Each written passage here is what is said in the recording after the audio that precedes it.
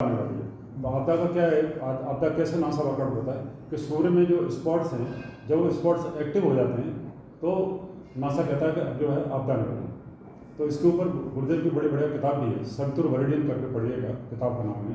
तो गुरुदेव ने सुनता है कि हर 11 साल का कुछ फिक्स टेन्योर है, उस टेन्योर पर धरती पे पिछले उन्होंने 50 साल की कैलकुलेशन दी है कि वो आपदा आती है, वो एक साइक्लिक प्रोसेस है आपदा का।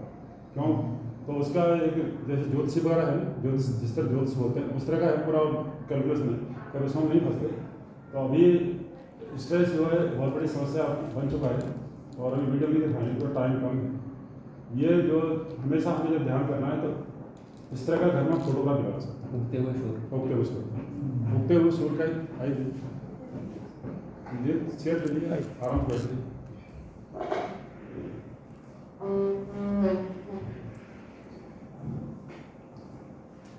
और प्रेजेंटेशन चालू कर रहे हैं। आप लोग बैठिए,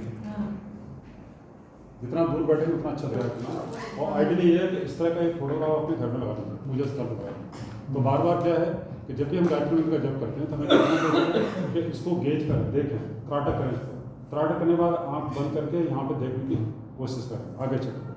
एक चीज़ और ध्यान रखना कि जब भी आप ध्यान करें तो आप देखिए आपके जो लेफ्ट नाड़ी चल रही है कि राइट चल रही है।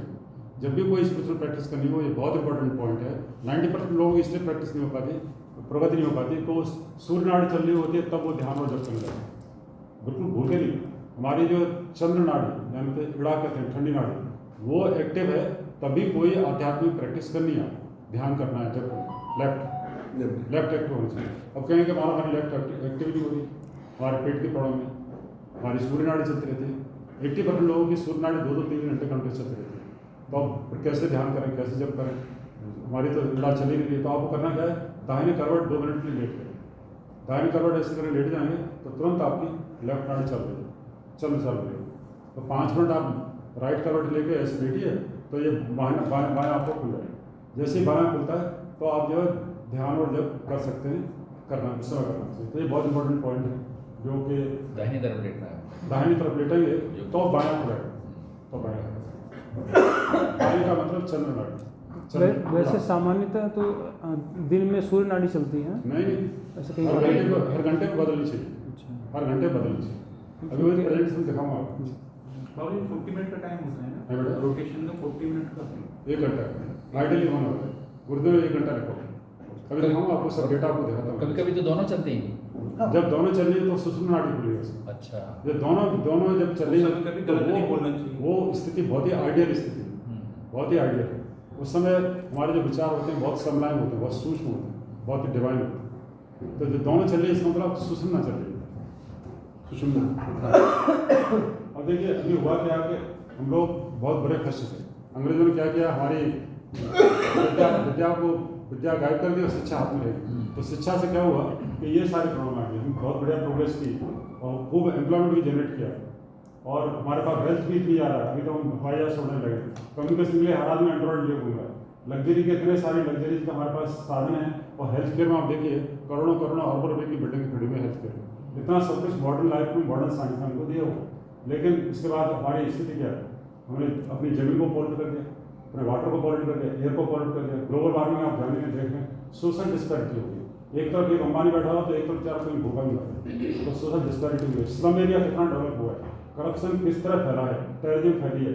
अभी टेररिज्म से अभी देखिए पूरे धरती को मुक्ति नहीं मिल रही है और फैमिली टूट गई है। पहले न्यूक्लियस फैमिली थी, बाबा दादी सब लोग बच्चे साथ साथ रहते थे, अब ऐसे बिखरेंगे हमारे बच्चे हमारे साथ में।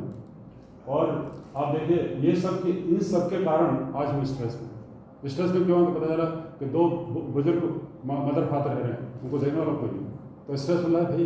दोनों में से किसी को कब क्या हो जाए, कोई देखने वाला नहीं, कहाँ कौन ले जाएगा, कौन दिखाएगा, क्या करेगा। तो ये जो इतना सब कुछ डेवलपमेंट होने के बाद हमें क्या मिला है, थोक में विरासत में क्या मिल गया, स्ट्रेस में। हमको ये जो प्रोग्रेस हमने की है इसने हमको कुछ नहीं दिया, स्ट्रेस ही दिया, तनाव ही दिया।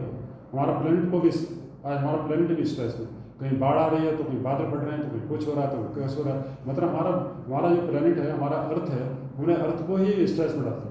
और हमारा अन्न जल वस्त्र सब तो हमें अर्थ से मिल रहा है, तो जो हमारी अर्थ जो हमारा सोर्स है, जो हम जहाँ से अन्न मिलता है, जहाँ जल मिलता है, जहाँ से ये हम कपड़े पहने हुए, जहाँ से रुई निकलती है, जिससे हमारा धागा बन के कपड़ा बनता है, वो सब हमने स्ट्रेस में डाल दिया अपनी रेस मॉडर्न डेवलपमेंट के नाम पे, मॉडर्न साइंस के नाम पे। तो हम कैसे सुखी रह सकते हैं? हमें तो ऑटोमेटिकली स्ट्रेस इसलिए मिला, मैं चाहता हूँ स्ट्रेस में। तो रूट प्रॉब्लम हमारी स्ट्रेस क्या है? हमारी मेटेरियलिस्टिक ग्रीड है। मेटेरियलिस्टिक ग्रीड हमारे जो है, आपको वैसे प्रेजेंटेशन देते हैं, कोई चीज़ यहाँ पे ऐसी नहीं है जो आपको सब गुरुदेव का फ्री है, अवेलेबल। तो ये जो है इसका रूट में क्या है, जो प्रॉब्लम दिख रही है आपको ऊपर जो दिख रही है, जितनी प्रॉब्लम मैंने आपको दिखाई करप्शन से लेकर पॉवर्टी तक, इसका कारण क्या है कि हमारा जो थॉट है, हमारे विचार है, हमारे विचार ही विषाक्त हो चुके हैं। और विचार क्यों विषाक्त हुए? क्यों? हमारी ह्यूमन बॉडी, हमारी वैल्यूज और हमारा सेंसिटिविटी खत्म हो गई। उसका जो जड़ है, इसकी जड़ है मेटेरियलिस्टिक।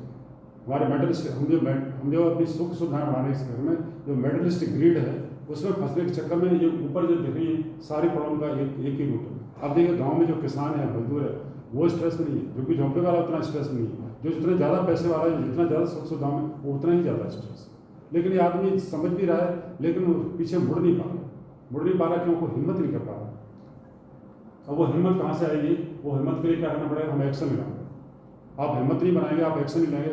आप अगर गांव की तरफ अपने आप 2 करोड़ रुपये लेके बैठे हुए हैं, और 2 करोड़ रुपये को लेके आप गांव की तरफ जाने की नहीं सोच रहे हैं, यहाँ से अपना दरवाजे बंद नहीं करना चाह रहे हैं, आप एक्शन नहीं लेंगे, तो गांव की शुद्ध हवा, गांव के भाइयों का प्यार और गांव की जो एक कहना चाहिए कि जो वहाँ पे एक शांति है, वो शांति आपको कहाँ मिलेगी? यहाँ तो सिवाय नॉइज पॉल्यूशन, एयर पॉल्यूशन और अड़ोसी पड़ोसी कोई भी है, वो आपको कोई साथ नहीं। कहने को हो सकता है कि मुझसे अच्छा बोल दे, स्माइल मार देगा एयर हॉस्टेस वाली, लेकिन वक्त की कोई जरूरत नहीं कि आपको वक्त का काम है। तो हमको क्या जरूरत है? सॉल्यूशन क्या है कि हमें एक्शन लेना है, और एक्शन लेने के हम अपने विचार बदलेंगे, और हमारे विचार जो सुख सुविधाएं वाले रहेंगे और यहीं पर हम फंसे रहना चाहेंगे, तो ये ऐसे विचारों को लेकर फिर हमको एक्शन लेना। अगर हम अपने विचार बदलेंगे, एक्शन लेंगे, तो हमारे अंदर जो पहले हम छोटे थे, गाँव में रहते थे, जो हमको अपने भाई बहनों से प्यार था और जो अपने जीवन से हमको प्यार था, अभी तो जीवन से प्यार नहीं।